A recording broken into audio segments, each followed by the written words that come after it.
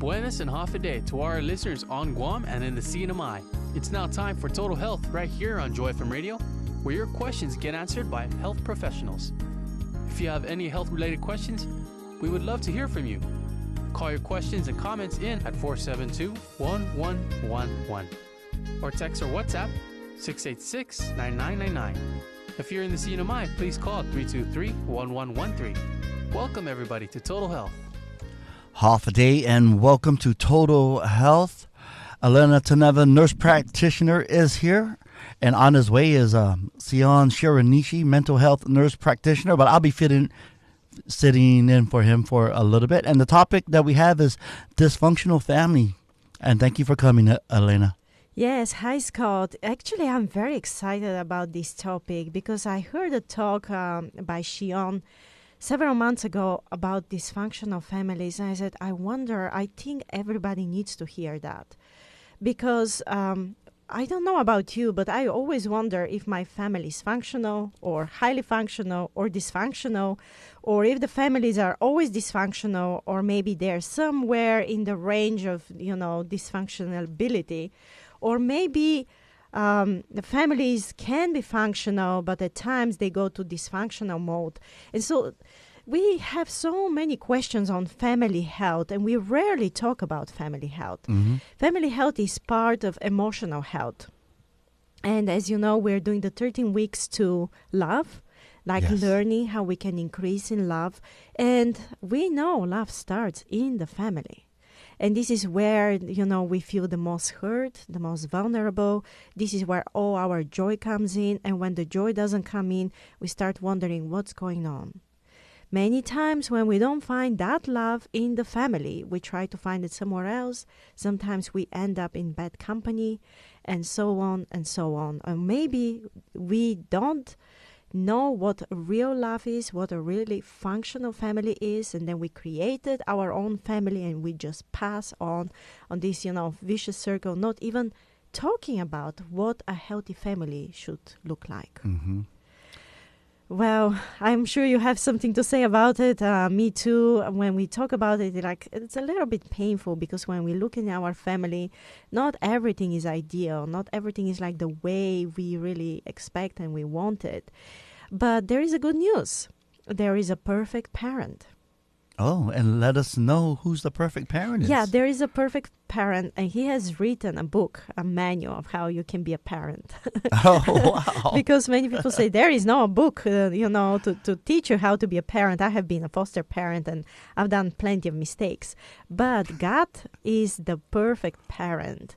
In fact, he's in the Bible, it says that, behold, children are a gift of the Lord. The fruit of the womb is a reward.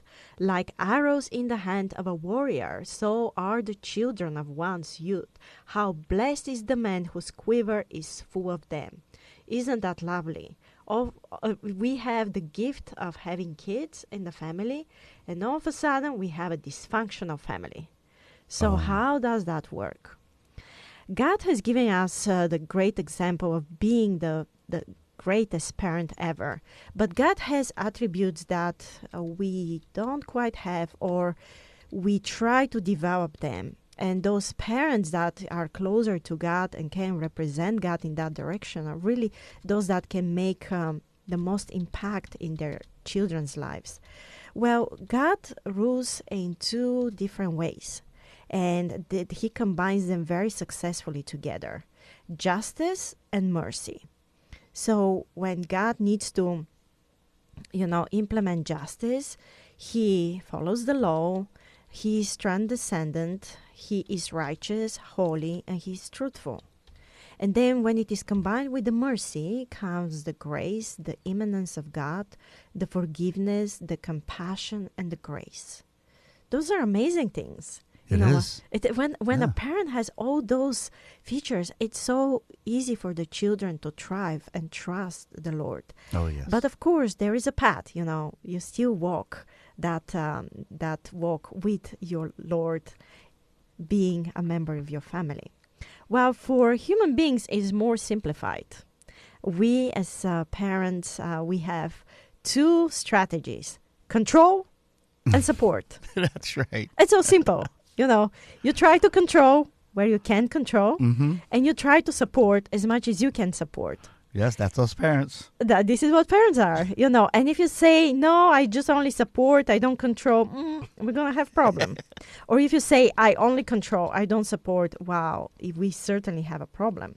So the control refers to the ability to establish rules, to set expectations, and then to apply them in appropriate, apply the appropriate consequences from that.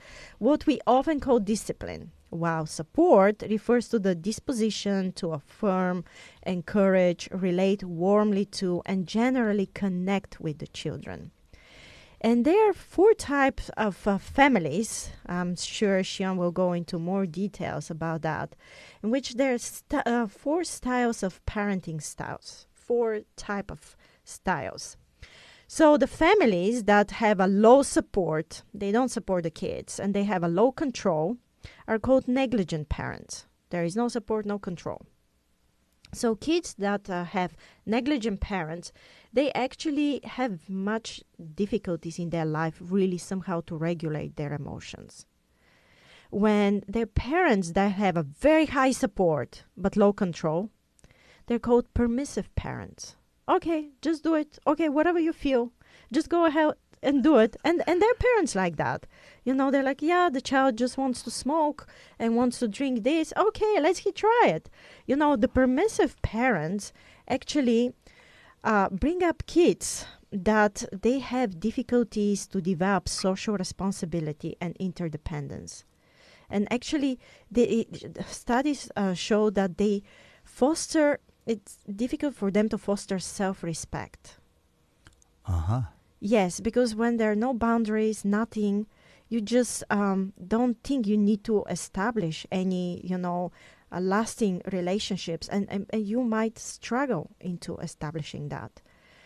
I'm sure that rings a bell for some. My mom was very permissive, but my father was very authoritarian. So it means low support and high control. Oh. Yes, parents that really want to control you, really want you to have the best grades, they really want you to have the best career, but then they don't support you. They become like a really authoritarian parents. And those are like the ones that children certainly struggle with. They may either seek out highly controlled environment, such as the military base, or having difficulty submitting to authorities at all. Those are the parents that they say my way or the highway. When they say jump, the child needs to say how high. Oh, yes, I remember that. Right, and it's very, very difficult for those children. And the children in the families that are authoritative, when there is a high support and high control, it seems that they really benefit the most. So we have high control. Mm-hmm. If a human being is left with no control, we know how it ends up. But you have high support. You control, but the moment you control and you support, and when you see you don't have to control them and you step back and let the child be, it's really the best way to go forward.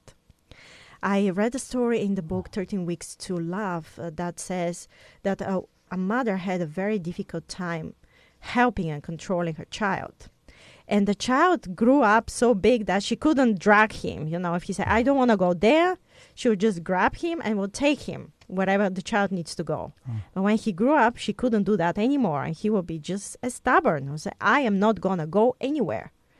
And so Jennifer Jill, the author of the book, was with that mother one day. And the mother said, please, Johnny, let's go to that place. He said, I am not going to go. And Jennifer said, okay, tell him so. Johnny, let's go to that place.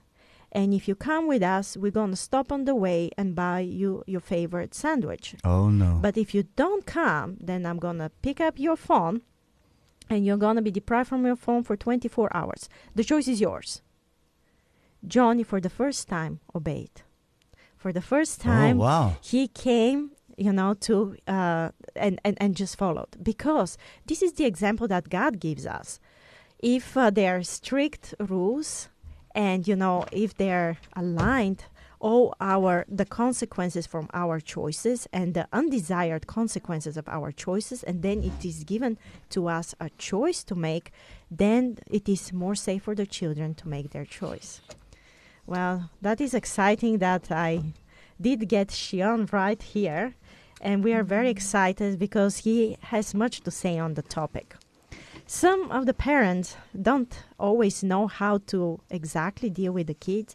And as human beings, like a sinner bringing another sinner into this world, we try some human strategies, like we beg, we plead, we bribe kids, we nag, we push, we threaten, we abuse, bargain, belittle, frighten. And many times those strategies are just not, futile. They're just futile. They do not work in the families. And of course, as children, we all know those unpleasant moments that we didn't even know how to react, and then we struggle the consequences for that parental behavior. Shion, we're talking about dysfunctional family, and that's a topic you're very passionate about it. I've heard several talk on dysfunctional family, and finally we can have you here. Yes, I am here. I'm sorry about that, Elena. But yeah, I'm happy to be here at Joy FM and talk about, this topic of dysfunctional family. And I like to talk about this certain topic called dysfunctional family cycle. And I know we're probably going to get into that in a bit, but this is such an important topic. And I've been actually listening to what you've been talking, and this is actually a root cause of most mental health problems. And so when a patient comes and see me, I often talk about this topic because this is truly where I would say over 90% of my patients see that their root problem is from the dysfunctional family. So this is a really good topic to talk about. Yeah. So, Shion, we would like to know the answer of that question.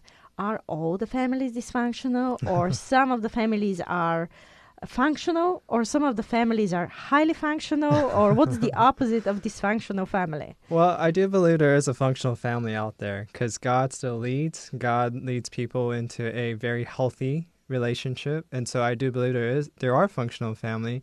But I do think majority of us are in a dysfunctional, and it's because we're living in this world of sin, and we all have our faults, and we make mistakes. And so I do think most of us are coming from dysfunctional family. Now, do we actually see it or not? That's the question. And I do have times where people come in, it's pretty obvious, and they even could say, yes, I come from dysfunctional family. But some people say, oh, my family's perfect, everything's fine, like we all love each other. But it's not till I show them this dysfunctional family cycle that they're like, oh, my family have problems. So, yeah. But I also have seen those families that we call them perfect families coming and having problems themselves. Yes, that's what I mean. So you don't know till you actually find out about this topic. Yeah. Right. We'll continue with Shion right after the break.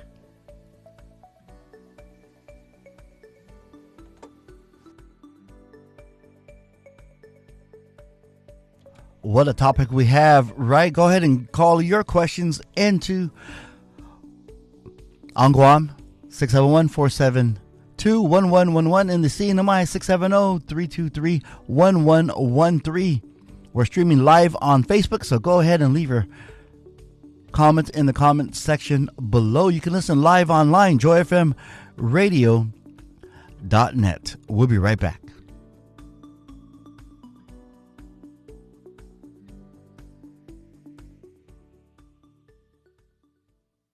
When you support Joy FM, it may be just another day for you, but to us, it's cause for celebration. Here are just a few of the things we get excited about.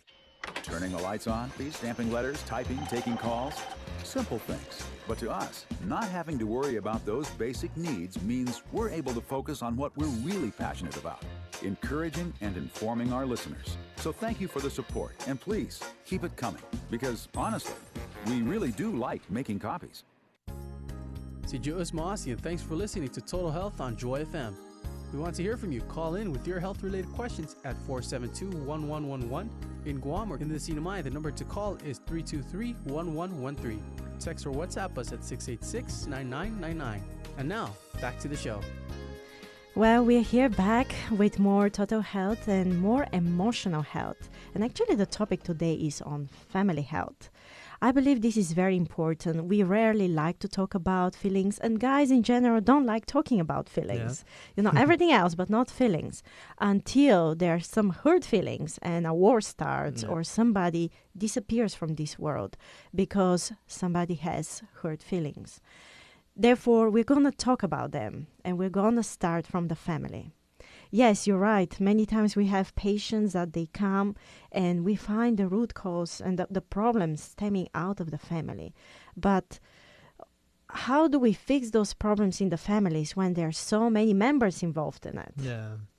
Yeah, I think you gotta understand first where or what it looks like. Where is it coming from? So maybe I could start with talking about the dysfunctional family cycle. This cycle, there is a cycle that we're stuck in, and it's a generational thing.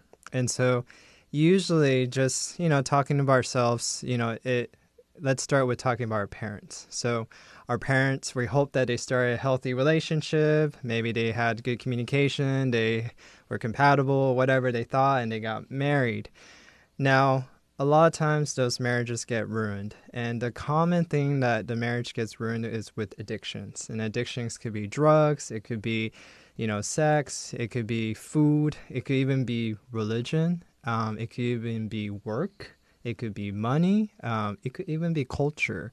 So this is pretty much anything that takes up your time and your effort. And you could see that if your time and effort is placed on other things, it doesn't go much to your partner. So that's where a lot of marriages starts to break apart.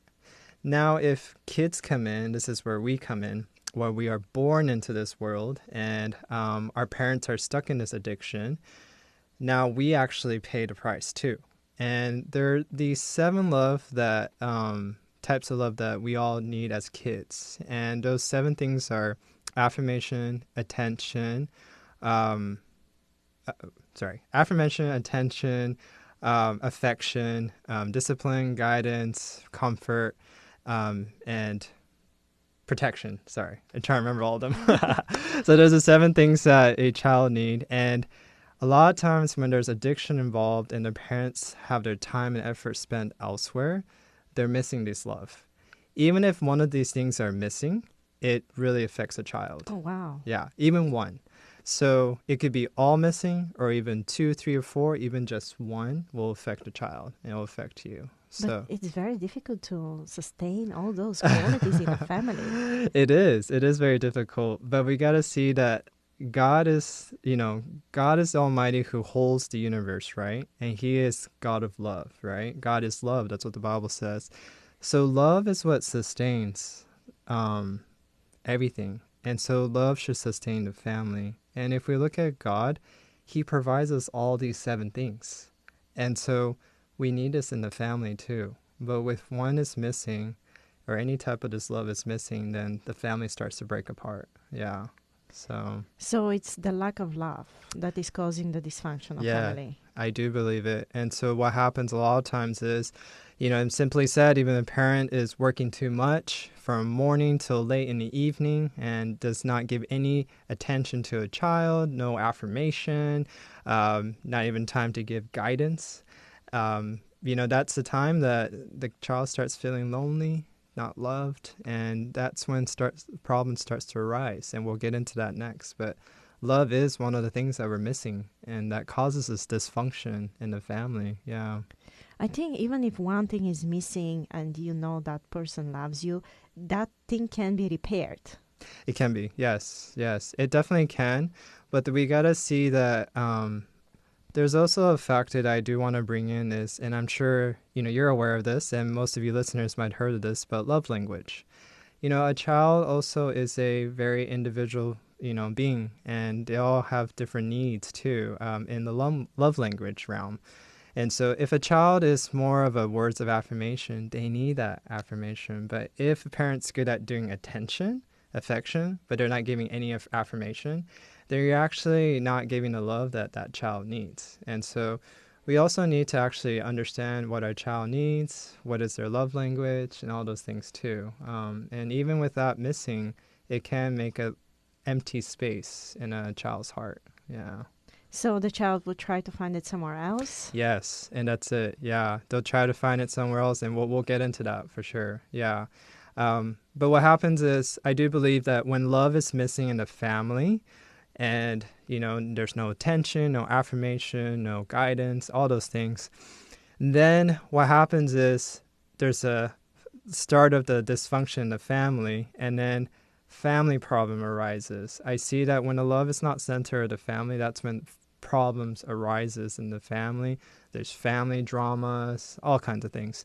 And when this happens, there's 4 rules that a child starts to develop. And so that 4 rule, the very first one is don't talk. And this is a very common rule that a child falls into, and especially in the Chamorro culture, actually. Being a provider here, mental health provider, I see a lot of Chamorro patients, and I could see that this is a very strong rule in this culture here. And what it is don't talk about the problems. Don't talk about family issues. Don't mention anything to your friends. Keep it to yourself. Don't tell your relatives. Don't tell anybody. Because we're perfect. Yes, and yeah, perfect. Make our family look like it's perfect. Nothing's wrong. And so that's one of the first rule. And then the second rule a child falls into from all these family problems is don't feel. So if you can't talk about the problems, then you start to say, well, what do I do with my anger? What do I do with my sadness? If I can't talk about it, then the only solution is actually to suppress it, to hide it. So you start hiding it. You don't try to feel it or anything. Then the next rule you fall into is don't trust. Because you're told don't talk about the problems, because, you can't trust anyone. Then you start to say, well, maybe, we're not supposed to trust anybody. So the third rule is don't trust. And then the fourth rule is, you said it yourself, be perfect. Act like everything's okay, be a good child, do well in school, be that child that everyone wants you to be, and just be perfect. And these 4 rules is what every single one of us, probably 1 or 2 or 3 or all, might have fallen into as a child. And what happens is, if you do fall into all 4 of these, the first idea a child starts to think is, this is subconsciously, sometimes maybe consciously, but most of the time subconsciously, is, I'm alone. I can't trust anybody. I can't talk to anyone about anything. I'm alone. And so a child goes into this thought in their brain, I need to survive somehow. I need to survive somehow on my own.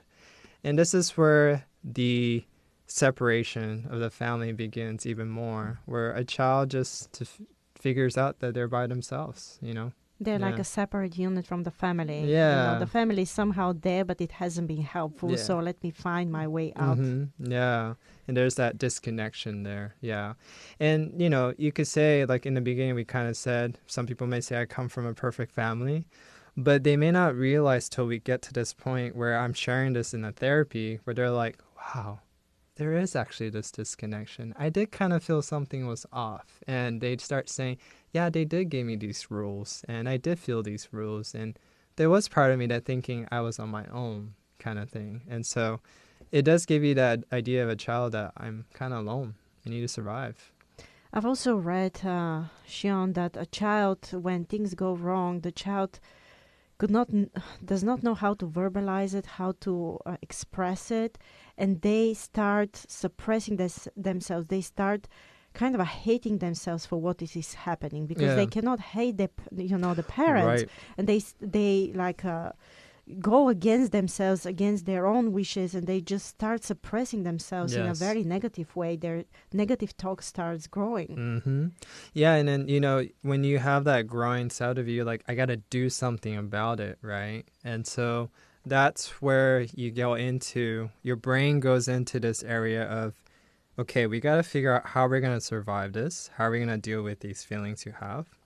So you start to develop something called survival structures. And so now your brain is developing ways to cope with life problems, your family problems, and just to survive, how to survive. And, I'll give you one example. One example is avoider. So avoider is a survival structure where you try to avoid every conflict out there. And this is how a child learns to survive is, if I don't have to face it, I'm okay. But in reality, is that something that's possible? It's not. No. You can't avoid every problem out there. I mean, look at the island, what it faced in May, typhoon. You can't avoid that. It's going to come no matter what. And so avoiding conflict is impossible. And it does cause stress. And this is what leads into a person to anxiety and depression, because it stresses you out so much. You can't avoid everything kind of thing. But we develop ways to survive negatively, like in sense of being an avoider. Another one you could think of is people pleaser, where they try to please everyone. They try to survive by saying like, oh, if I can make this person happy, then I will be happy. And you're always trying to serve people. You're trying to, right? But we know you can't please people. You can't make them happy all the time. And even if you do that, it still doesn't make you happy. Yes. You want to continue on doing that. Yes. And often this child that falls into that is trying to please their parents. They didn't get that love, right? Let's go back to that. They didn't get that love that the parents didn't give them. So now they're like trying to please them, trying to make them happy, trying to do well in school. Try to earn the love. Trying to earn that love. And then now, because maybe they fail in something, they may get anxious, they may get more stressed, and they think like, I'm a failure, right? But yeah, that's another way that a child learns to try to survive in life. And then another one that I could think of too is controller, someone that tries to control everything, everybody, so this is where many times it's not a very good term, but some people may call someone a control freak, where they're trying to control their partner in marriage or anything like that. So that's, a way to survive is if I could control this the way I want it, everything's going to be okay. But that's also not a reality too, right? And it snaps back. Yeah. Yeah. And then it's going to stress you out more too. And let's face it, like the fact that you're controlling others, it is because you can't control your own emotions and you're trying to control the environment, and the environment is uncontrollable. Yes. Yeah. And just to kind of name some of the other ones, self-dependent, just relying on yourself. Maybe you might become you might fall into addictions so that you could survive somehow without feeling some things that you don't want to feel, like the anger you're talking about, or feeling sad. So they rely on drugs, alcohol, or sex, or whatever to feel better. Video games, yeah. And, I could go on. The list just keeps going on. Some of the ways that their brain develops unhealthy way to cope with these life problems, and it's really not the best thing for us. Yeah.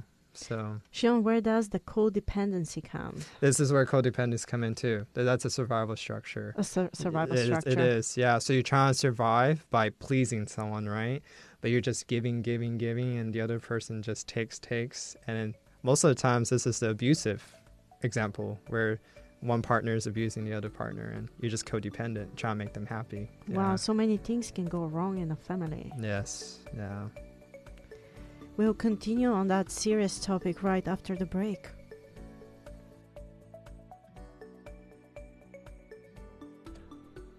We are getting into our second break, so we're still waiting for your calls. We got some lines open. Give us a call on Guam, 671-472-1111. In the CNMI, 670-323-1113. You can text WhatsApp, 671-686-9999. You can listen live online, joyfmradio.net, and we're streaming live on Facebook. Leave us a comment in the comment section below. We'll be right back.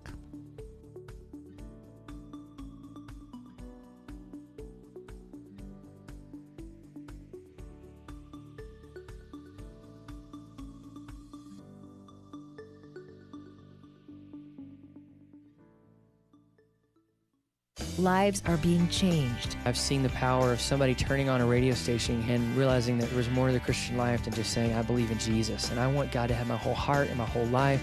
And I want the weak and the wounded of this world to have everything I can offer them. And I want to serve through my church. And I think that Christian radio can inspire people to do that, to be a disciple and a follower, and not just sit back and ask, what's in it for me? Changing lives every day on Joy FM. Family-friendly radio. Welcome back. You're listening to Total Health on Joy FM. call in with your health-related questions to 472-1111 in Guam. If you live in the CNMI, we want to hear from you too. Call 323-1113 or text or WhatsApp us at 686-9999. And now, here's more Total Health.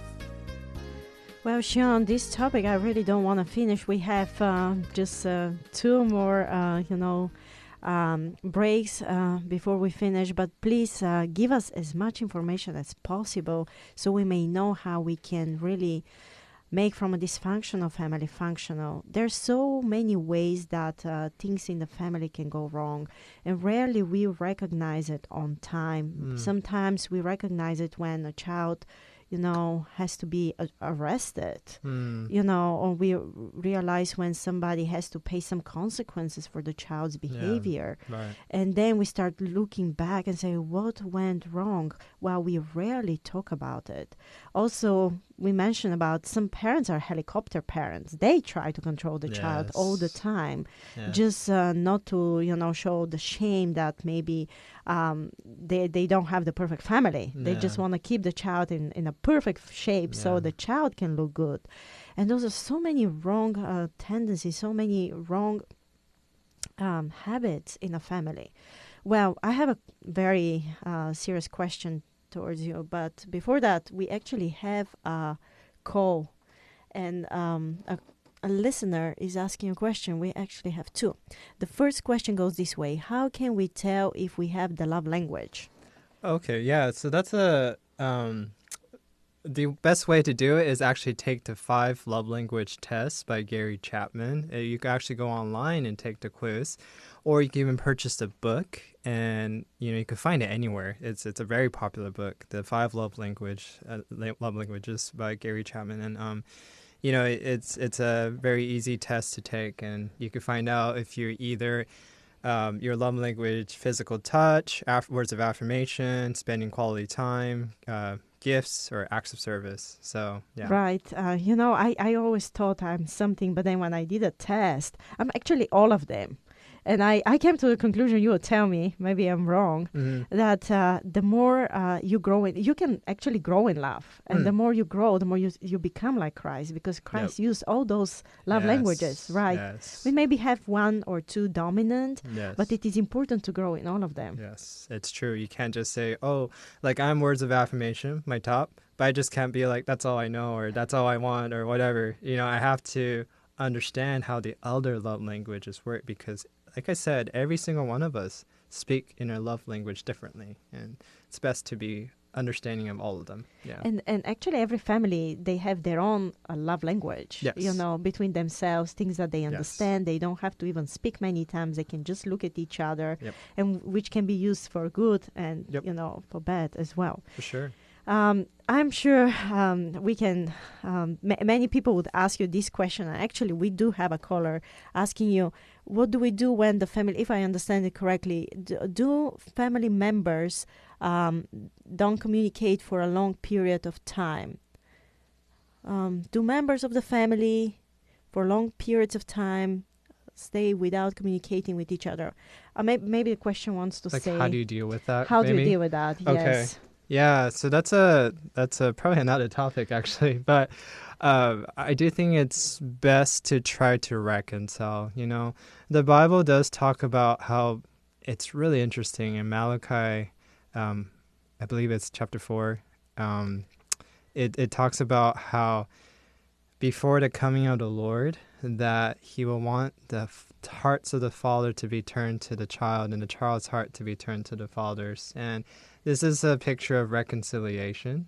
This is a picture of how God really wants to restore family. And so at the end of the day, it's best to try to, if you have a family member you're not communicating with, or you have anger or bitterness towards, it's best to work it out. Maybe my story, which I'll probably share in a little bit, might help you in this question, actually, the way that you could go about it. But yeah.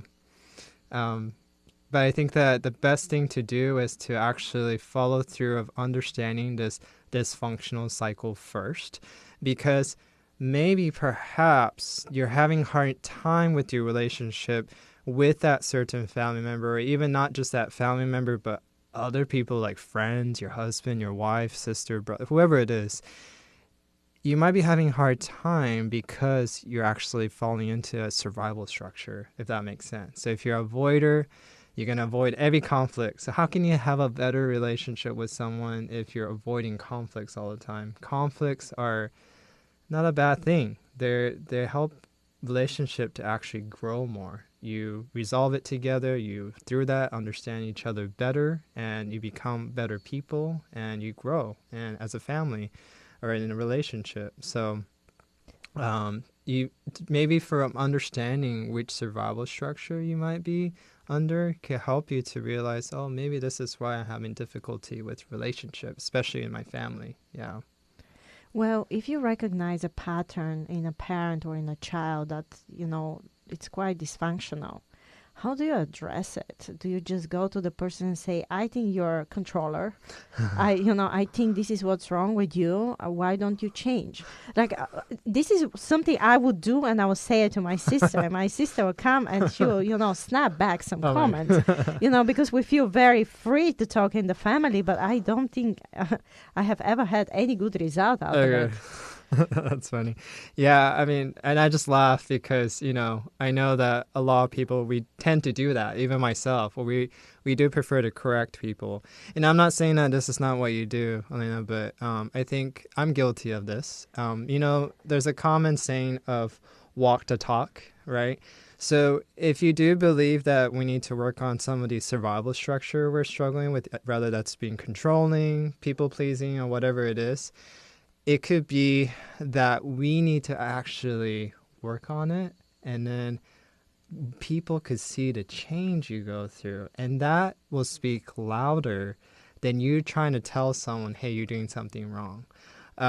And another aspect to do is you could probably talk to someone about it, but if you can't back it up by saying, hey, this is what God has done for me, and I overcame my survival structure, and I know I struggle with this still today, but I know that there's a way out. And if you come from that perspective of, hey, we both struggle with survival structures, why don't we help each other? Let's be accountable. Maybe that's a better approach too. We just need to understand that we all struggle the same things. Yeah. Wow. So does it mean that I have to have a compassion for that person, to study that person? I don't think people in general know what structures they're coping with. Right. There is no education about that. Nobody talks about emotions. So how do you know how to correct somebody? How do you know how you can even change yourself? Yeah, it's true. So, this is why I personally believe therapy is really important. We really need guidance. I didn't know this stuff on my own. I didn't come up with this stuff on my own. One day I was like, oh, dysfunctional family cycle and, all these things. I actually went to a counselor, and my counselor helped me and talked me through it. I understood my survival structures and where it came from, my family past, everything. And that's where I started to grow from it. And so unless if you actually seek out a professional help, it's hard to kind of make sense of this sometimes. But I do believe it's possible. And the only thing that's possible is not people, but God. God Almighty is powerful enough to show you these things and guide you to it. And so I don't necessarily say we need men to teach us. The Bible teaches us so many things about dysfunctional family cycle. I mean, this whole Bible story is about generational dysfunction cycle that is continuing since Adam and Eve. And God is trying to break this. And one of the things that he's trying to break this through is Jesus. Jesus came in to be part of this dysfunctional family cycle. I mean, what in the world, He came from a perfect place in heaven, perfect family, came down to be part of a dysfunctional family cycle to show us a better way to break that cycle. And so I do believe we can learn this from Jesus too. But if we try to figure out on our own, it's really hard. Yeah. And I do believe that God specializes in dysfunctional families. Yes. This is where his glory, comes up and where he can be glorified. Like, look at the family of Jacob. What a dysfunctional family. Yeah. Like, if I think of a dysfunctional family, this is the family that comes to my mind. Yes. But like, such a beautiful and deep story came out of so much tragedy. Yes. Yeah, it's true. And I think that we see God restoring many, many times the families, and it all did start from even Adam and Eve. When Eve decided to eat that fruit and sinned, she did give it to Adam. And it's interesting, since the beginning, we were onto each other from the beginning. Like when God came and looking for Adam and Eve, the first thing Adam says, it's the woman's fault. It's because of her that I did this. And then the Eve basically blames Satan. But yeah, we've been playing this blaming games. It's her fault, his fault. It's my family's fault and all these things. And it's true. But this whole dysfunctional family cycle isn't to blame anyone, but it's to really see that we're all struggling from this, and we really need to ask God to help us to break this cycle, which in the Bible, it gives us many examples, many answers of how to do it. Yeah. Yeah, actually, fear chases love away. I mean, Adam was really in love with Eve. But when the fear came, he's like, yes. I have nothing to do with that. Yeah. And so in many families like that, we do have our fears that we are not addressing them. Yes. And that the fear just chases away love. And when we don't address that, it becomes a very big separation, as you mentioned. Yeah, and that's the thing. The fear and love is related. I think Adam was scared that he's going to be missing out with this love that he had with Eve, that closeness and things like that. So when we're scared of losing love, I think we're willing to do anything, even to sin. Right. But the thing is, this is where we need to fill our heart with the real love, with Jesus' love, right? And starting from this whole topic of dysfunctional family cycle, we talked about how love was missing in the family. That's why it comes down to it. This love was missing. We let addictions come in, we let other things come in, and then love was destroyed, And we tend to try to fill it, and this is where survival structure come in, where we're trying to be a people pleaser, trying to fill our empty heart with love of people. Like, please love me, I'll do this for you, right? Or being controller, trying to control everything and make everything perfect. And this is how, maybe I'll be okay, I'll feel safe, I'll feel peace. And we're all looking for something, and what we're looking for is security, and that security could only be found in love. And this is why I think Jesus did come down to show us what real love is. And he filled our heart with the real love. And so what it comes down to is when we see Jesus, it really gives us a sense of peace that I don't want to fight anymore for this love that I've been trying to get from my parents or even boyfriend, girlfriend, husband, wife. Because we see that Jesus could fill our heart. This is the answer. This is where we find the healing. Or that I have to become a lovable person, or I have to become perfect so I can be loved, or I have to look certain way. Yes, it is a struggle for all of us. There is a question, and we'll continue after the break, but the question goes this way: favoritism with our, parents, and what do we do? How does that affect the children? Our children. Okay, we'll continue very soon. Call in your question on Guam, 671-472-1111. In the CNMI, 670-323-1113. Text and WhatsApp, 671-686-9999. We're streaming live on Facebook. Just leave your comment in the comment section below. You can listen live online, joyfmradio.net. We only got about 10 minutes left. We'll be right back.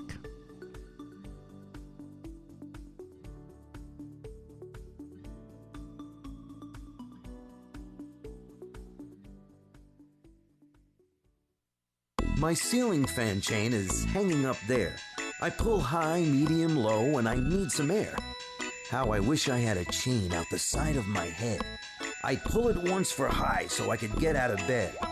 When the day's underway, I'd select medium, an even speed that combats the frantic and tedium. And when it's time to rest, I'd pull it to low, and then go to bed and nod off real slow. But as it is, my life is always in fast.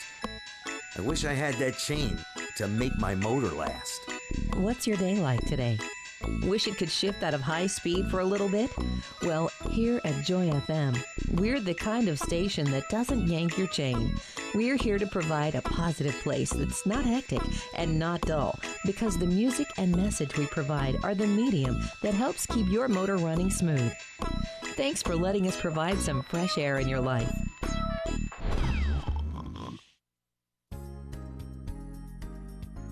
And we're back with more Total Health. Give us a call with your medical questions. Number to call in Guam is 472-1111. If you're in the CNMI, the number to call is 323-1113. Or you can text or WhatsApp us at 686-9999. Now back to the program. We're continuing back with more questions from our audience. And the question is, what do we do, Shion, with the favoritism? It does really affect the children. I have been, I don't want to say like a victim, but I have really suffered from that, from thinking that my parents really loved my sister more, and I had to start going to child psychologists from a young age. Wow. Yeah, it's a serious thing. It does happen more than we think, I think. But, parents would say, oh, no, we don't have favoritism, but, it does exist. Yeah. And how does it affect a child? I can't say it's the same thing for everyone, but I think it does lean towards most children going to the route of wanting to please their parents, trying to earn their affection or love because their whole attention is on this other child. And so they may develop insecurity, probably. They're like, am I not good enough? What do I have to do to get also the favoritism, I guess, Yeah.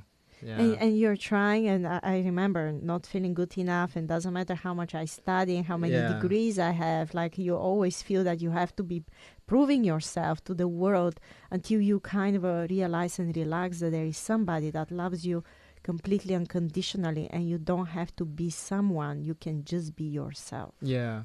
And, it may lean into extremes of survival structure, like, for example, codependency. You might become a codependent person where you're just trying to please, give kind of thing. And even though they're not really giving you the attention or the love and abusing you even. And so that might happen. Or the other extreme is you might be like, you know what, fine. I'm just going to be alone and I'm going to be Miss Independent or Mr. Independent and I don't need anybody, and you might become a self-dependent person. So you might end up being either extremes on the other side, or one of the sides, yeah. Shion, so can every family become functional? Or some families are just doomed? They will never repair themselves. I think it's possible for every family to repair their dysfunctional cycle. It's just a choice that we need to make. And, I could testify for that because I have a lot of patients that restore their family, all ages. I have all ages coming to see me, and I even had a 50-year-old come in and say, wow, I went through myself dysfunctional family cycle, and I put my kids into dysfunctional family cycle. I want to make this better. And you know what? He went home and he showed his adult children all the 7 love. He never hugged his kids before. He never told him, I love you. And he went home and said, I love you, son. And he hugged him. And the son was like, what? Are you okay? What's going on?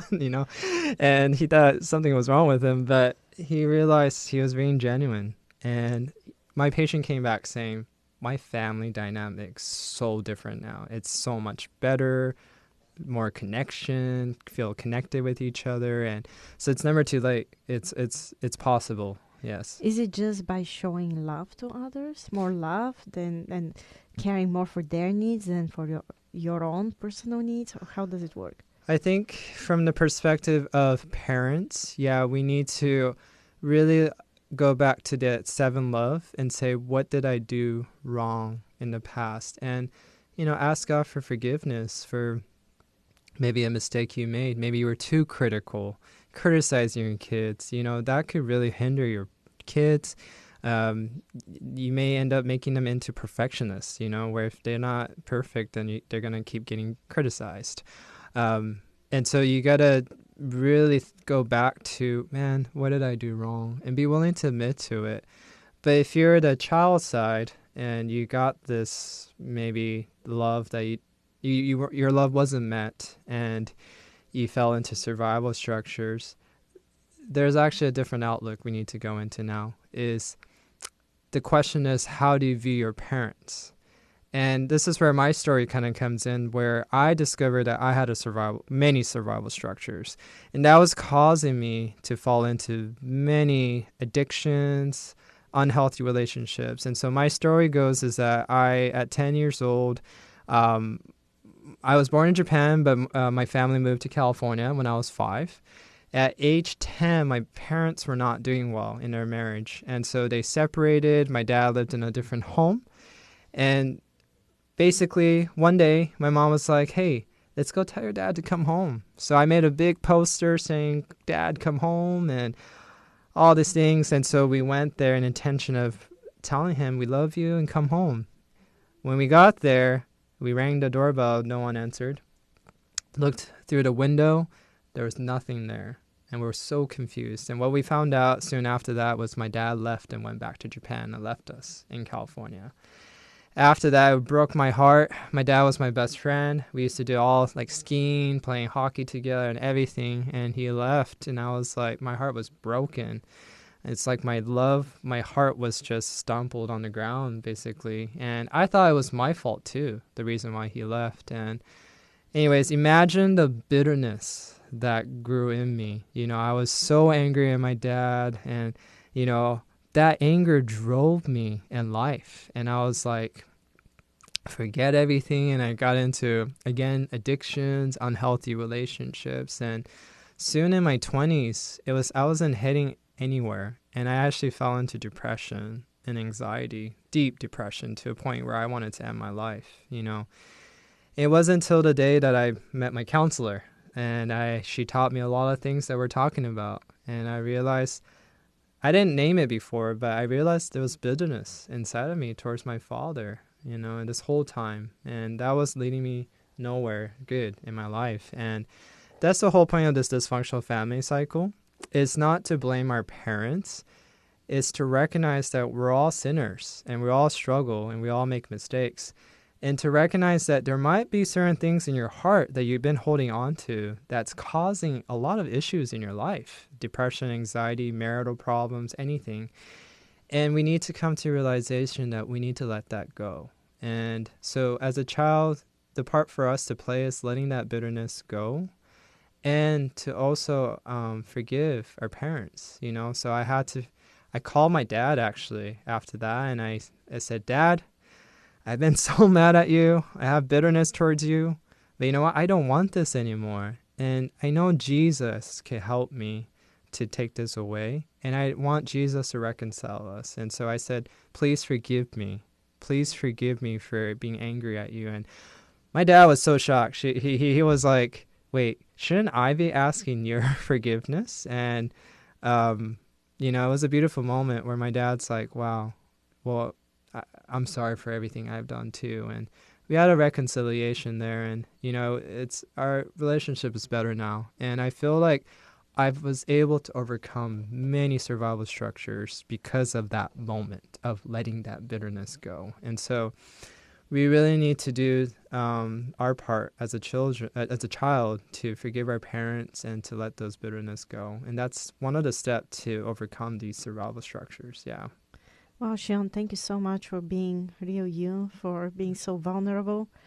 I believe everybody can relate in one way because we all come with some, surviving structures. Yeah. Life is very painful. We don't always know how to address it. Sometimes we increase that bitterness. Instead of becoming better, we become more bitter. Yeah. And it takes skills. It takes maturity and, guidance from God to get there. And only through God that it is possible. Mm-hmm. I had never told you, but my family, my grandfather was a rich man, and when he died, he gave everything to my cousins. Mm-hmm.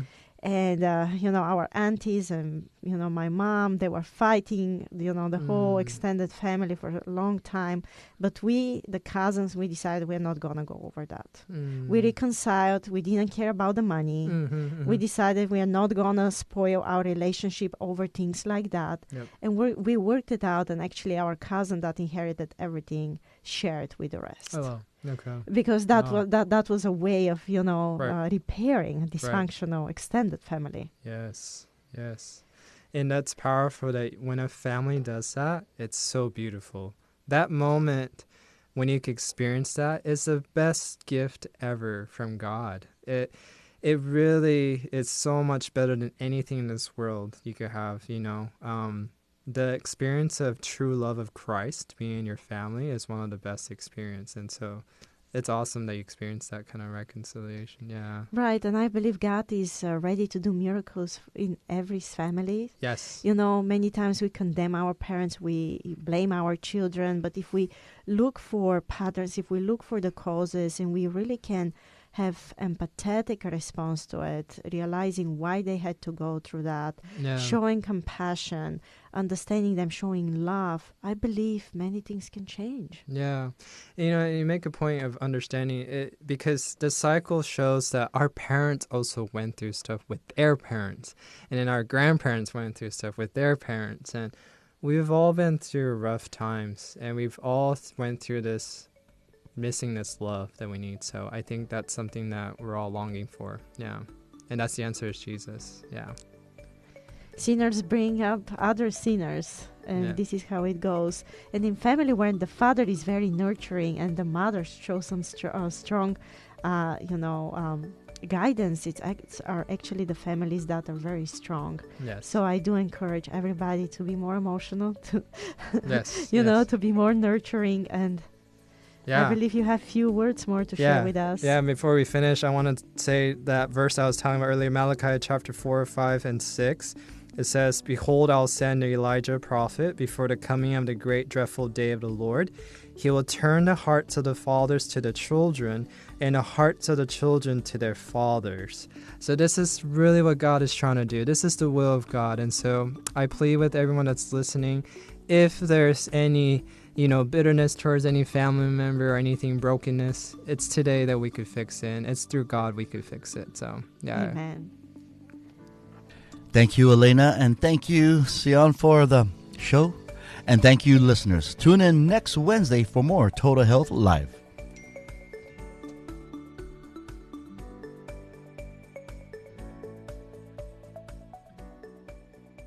Be sure to check with your doctors before making any sudden life changes discussed today. Total Health is brought to you in partnership with Guam Seventh-day Adventist Clinic, where health is their mission. We look forward to seeing you next Wednesday. Thank you and Sijuas Masi for listening to Total Health right here on Joy FM.